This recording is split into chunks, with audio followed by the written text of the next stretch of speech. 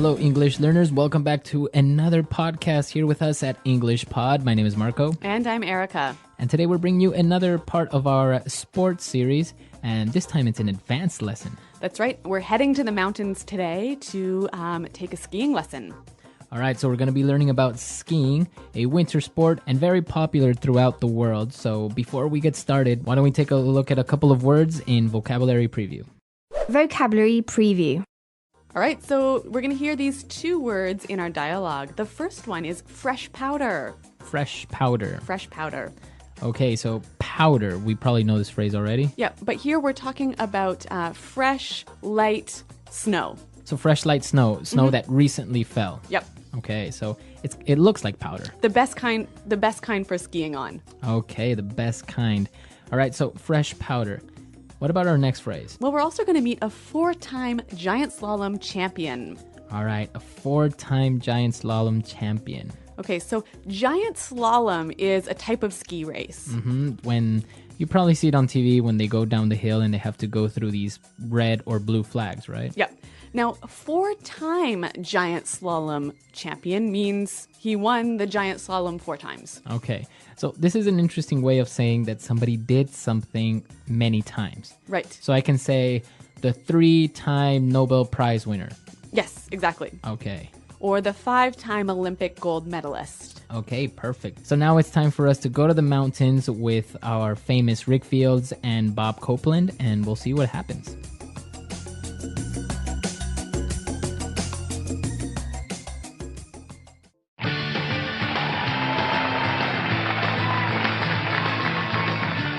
Welcome, ski lovers of all ages. My name is Rick Fields, and here with me is the man that needs no introduction, Bob Copeland. Thank you, Rick. What a beautiful day here in Aspen, Colorado, where the sun is shining and we've got 12 inches of fresh powder. It doesn't get much better than this. That's right, Bob. But today we have a special treat for our viewers. We're joined here by Ian Rusi, 4-time giant slalom champion. And on this special edition of the show, Ian is going to teach us the basics of skiing. So let's hit the slopes. Well, first off, let's get those boots on. You're going to want to make sure your boots fit snugly. That's right. Now snap them into your bindings. And you're also going to want a good pair of goggles to protect your eyes. It's a bright day today, so there's going to be a lot of glare out there on the slopes. We don't want you hitting any of those moguls. Bob, since you're a beginner skier and might take a few spills, it's a good idea to have a good warm pair of dry ski gloves. Easy there, Rick. Well, let's head over onto the chairlift and test your skills.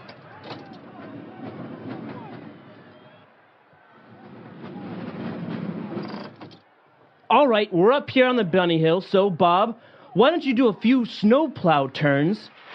Gnarly run, Rick. Nice carving. You've got some mad skills. That was sick. You want to see gnarly?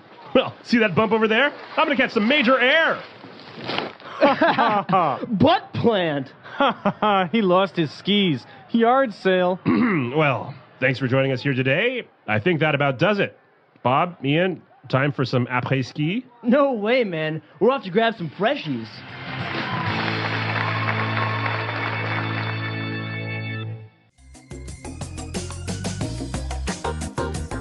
Pretty embarrassing for Rick there, wasn't it? Yeah, he was a little bit cocky. Uh-huh. And then he ended up falling. Well, I think there's a lesson in that for all of us. But what the real lesson is today is language. So why don't we start with language takeaway? Language takeaway. All right, on language takeaway today, let's take a look at the first word. We have some bindings. Bindings. Bindings. Bindings are sort of like a lock that attaches your boot to your ski. So those are the bindings. I guess it comes from the verb to bind. Yeah, to tie something so that it stays. Okay, binding. So for example, my bindings are broken. Okay, and another piece of skiing equipment, and very important, is goggles. Goggles. Okay, we have goggles now. Yep, not to be confused with Google. It's spelled almost the same way, huh? Yep, but goggles are kind of like, imagine a big pair of glasses that you wear when you ski. So it makes people kind of look like flies. Yes, They yeah. have these huge glasses. Yeah, and you'll also see safety goggles, which you might wear if you are a mechanic fixing a car or someone working with wood or chemicals or what have you. Okay, so goggles basically protect your eyes from snow, from the sun, from anything. That's right. All right. So moving on to our next ski word. They said you should wear the goggles so that you don't accidentally go over the moguls. Okay, moguls. Moguls. Okay, moguls. It sounds kind of strange. What are these things? Basically, these are the bumps that are in a ski hill. Bumps. Okay, so they're kind of like mini little hills. Yep. And they're very difficult to ski over, right? That's right. You got to be pretty good to handle those moguls. Okay. Now, since these guys are beginner skiers, they're starting out on the bunny hill. A bunny hill. The bunny hill. Okay, very popular among skiers. The bunny hill is the easiest hill. So it's where the beginners start to learn. Yeah, all the kids. All the kids are Yeah. on the bunny hill. All right, and our final words. Actually, we're going to look at two words here because they mean almost exactly the same thing. We heard the ski instructor say gnarly. Gnarly run. Yeah, gnarly. So an interesting word, it's spelled Gnarley. Okay, so, but you don't say gnarly. No, You just- say gnarly. Yep. And a related word, sick. Okay, now, sick means to be sick, right? No, not here. Let's listen to some examples to help us understand. Example 1. Those were some sick dance moves. You are amazing. Example 2. Jack and I went to the beach yesterday and surfed some really gnarly waves. Example 3. Man, the concert last night was sick. I can't believe we got front row seats. Okay, so basically gnarly and sick, they mean that it's amazing, it was cool. It's awesome. Awesome. Yep. So these two words are very, very informal. It's Yeah. slang. Yeah, and actually, skier slang. Both of these words, I think, originated with skiers, snowboarders, skateboarders. Some gnarly dudes. Gnarly dudes. Okay, so that's all the words we have for language takeaway. But we have some great phrases that we want to take a look at before we listen to the dialogue again. So it's time now for Fluency Builder.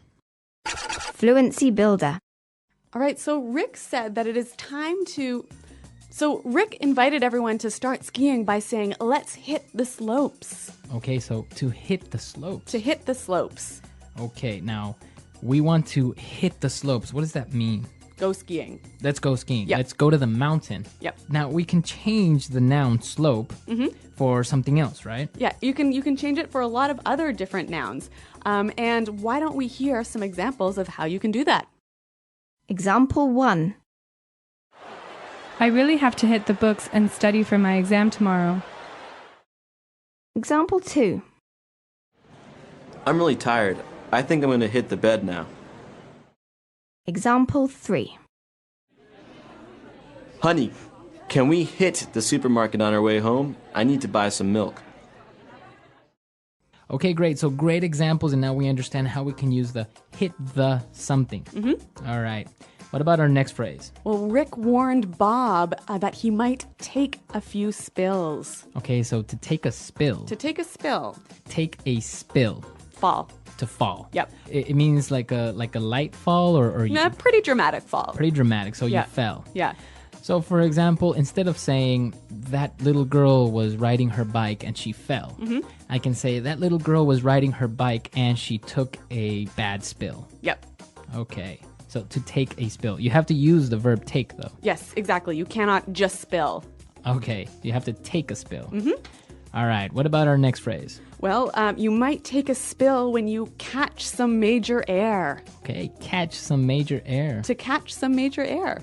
So am I catching something? How am I catching air? That's impossible. Well, imagine if you're jumping and your skis are catching the air. Ah, okay. So I'm in the air for a very long time, maybe? Yeah, when you catch some air, basically it's like you're flying for a couple seconds. So you're flying for a couple of seconds. You're very high up in the air. Yep. Okay, to catch some air. Yeah, and you'll hear this phrase when you're, not only when you're talking about skiing, but also maybe if you're driving your car really fast and it sort of jumps up in the air for a minute. Well, not a minute, a second. That would be catching air as well. Okay, so to catch air. All right, so they finished skiing. They were kind of tired, and he said, well, let's call it a day. To call it a day, Let's call it a day. let's go home. Let's go home. It's over. Let's finish. Let's finish the day. Yep. let's call it a day and go home. But not before we go to our next word, to grab some freshies. All right, grab us some freshies. Grab some freshies. Okay, freshies. What are these freshies? Well, remember we talked about fresh powder? Mm-hmm. It's that. So it's an informal way of saying fresh powder. Yeah, fresh, powdery, light snow. Okay, freshies. Yep, so the snow that nobody has skied on before. Really good phrases and some amazing vocabulary. Let's listen to this dialogue one last time, and then we'll come back and talk a little bit more about this really fun sport.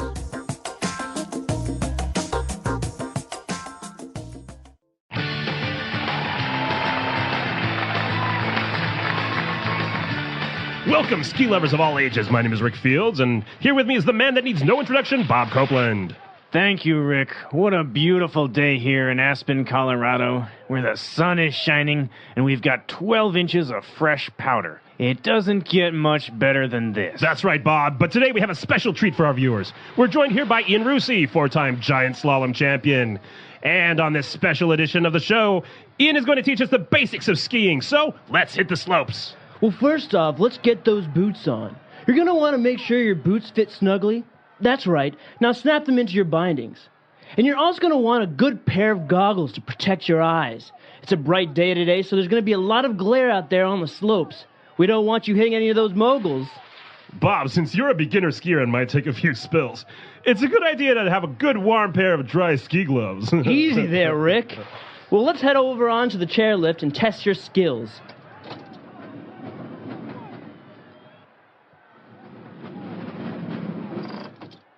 All right, we're up here on the bunny hill, so Bob, why don't you do a few snowplow turns? Gnarly run, Rick. Nice carving. You've got some mad skills. That was sick. You want to see gnarly? Well, see that bump over there? I'm going to catch some major air. Butt plant. He lost his skis. Yard sale. Well, thanks for joining us here today. I think that about does it. Bob, Ian, time for some après-ski? No way, man. We're off to grab some freshies.